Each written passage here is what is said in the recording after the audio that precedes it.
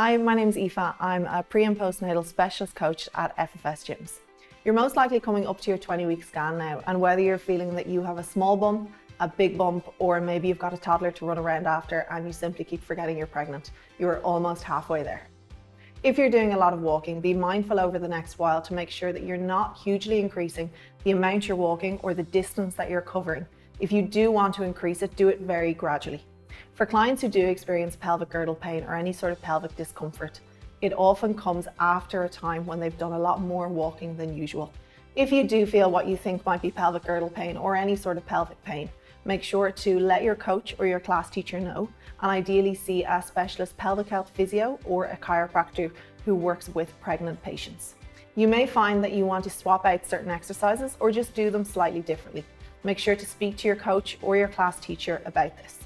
Keep in mind that if something doesn't feel good and you do it slightly differently, for example, you might do a squat with your feet a little bit closer together or a little bit further apart, a lunge with your feet a little bit narrower or a little bit wider, or maybe a reverse but not a forward lunge or a forward but not a reverse lunge. Whatever it is, keep in mind that if an exercise doesn't feel good now, that doesn't mean it's out for the entirety of your pregnancy.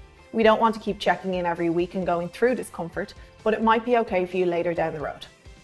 Shoulder and upper back strength are really important at the moment. Upper back strength specifically will help to stay away from and relieve low back pain, and shoulder strength is very important for lots of carrying coming up after the baby is born and feeding, especially during times when we're getting that little bit less sleep or a lot less sleep than we're used to. Upper body pushing exercises like an overhead press, whether it's done standing, seated or kneeling, are really useful. Pulling exercises like a TRX row or a single arm row are also really useful, as well as any exercise which strengthens the shoulder itself and the rotator cuff muscles.